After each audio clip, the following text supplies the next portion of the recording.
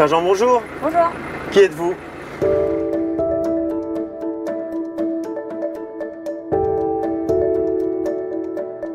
Sergent, raconte-moi ton quotidien. Qu'est-ce que tu fais ici? C'est quoi ton métier?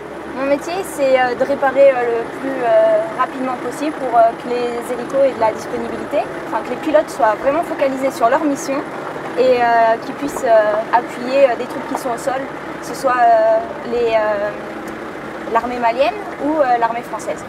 Mais tu es spécialiste sur quel type d'appareil? Parce qu'il y en a beaucoup ici. Je suis spécialiste sur Tigre, sur le C665 au Tigre.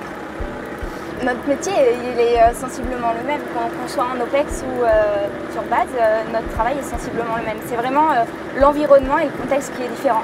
Après, ici, on a des petites missions et qui sont des petits cadeaux et qui sont vraiment géniales. C'est qu'on est amené à bouger pour réparer les machines sur le terrain, vraiment si jamais elles tombent en panne sur le terrain. Et ça a été le cas récemment et c'est génial. On appelle ça des EHeli et ça nous permet de sortir de la base. Donc si l'hélicoptère, par exemple, là, je vous décris, il est tombé en panne sur une autre base, téléphone, et c'était un pare-brise qui était cassé et il a fallu qu'on se déplace, qu'on prépare notre caisse à outils avec notre chef d'équipe pour vraiment tout mettre en mesure pour réparer l'hélicoptère qui est hors de la base. Ah ouais, alors et là, c'est ça qui est intéressant. Là, on est au cœur de l'opérationnel. Tu étais à toi-même projeté pour aller réparer un hélico pour qu'il puisse être en mesure de poursuivre sa mission. Poursuivre sa mission, oui, c'est ça. Alors, quand on est aussi ici en OPEX, oui, comme toi, à exercer le métier que tu fais, en quoi, personnellement, tu te sens utile à l'opération? On sait que notre machine, il faut qu'elle soit prête et précise. Par exemple, le Tigre, il y a un canon dessus. Donc, il ne faut pas que le canon il ait 10 cm de marge. Il faut vraiment qu'il soit précis pour faire but.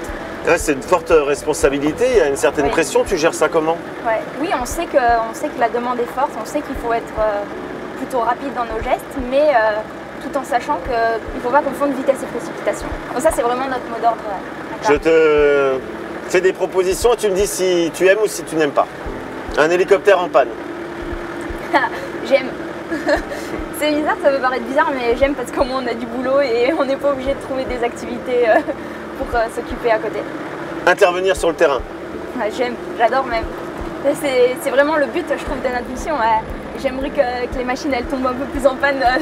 Il n'y en a pas beaucoup qui tombent en panne au final et qu'elles tombent vraiment dans des endroits isolés pour voir comment réagir en fait. Parce que je ne sais même pas comment je réagirais face à une nouvelle expérience comme ça. Alors vivre en milieu clos, dans une base fermée. J'aime pas. J'aime pas l'idée, mais au final c'est top. Enfin moi je m'amuse bien. Je pensais vraiment que les montagnes, même l'océan allaient me manquer. Et au final on s'y fait. Le sable. J'aime bien, mais à la plage. Pas grave. Et pourquoi? C'est embêtant pour les machines? Ouais, pour les machines, c'est vraiment embêtant. Elles sont toutes en salle. Ça fait comme de la pâte en fait. Et c'est vraiment désagréable. Même les machines, elles ramassent à cause du sable. Le climat du Mali. En septembre, c'est cool. Alors j'ai coutume aussi de demander aux invités de l'ITVP4 s'ils ont un objet, quelque chose qu'ils ont tout le temps avec eux. J'avoue que j'ai toujours une petite fiole de monoeil pour me rappeler un peu le soleil, la plage, l'été, les voyages. Une petite fiole de monoeil? Oui, c'est un petit peu de monoeil. Mais c'est un vrai monoeil en plus que ma maman m'avait ramené de Tahiti. Donc il a une touche particulièrement affective. Oui.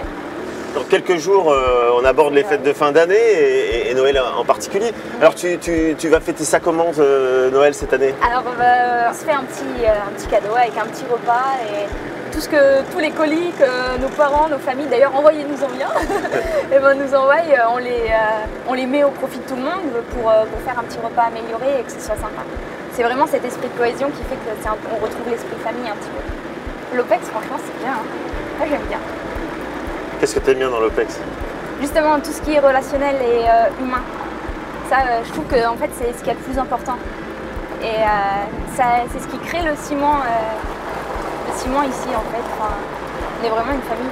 Et ce qui m'a le plus impressionné, c'est de savoir qu'on a nos proches qui sont donc restés sur base au régiment.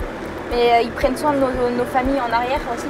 Il y a beaucoup d'entraide entre familles, personnes qui restent.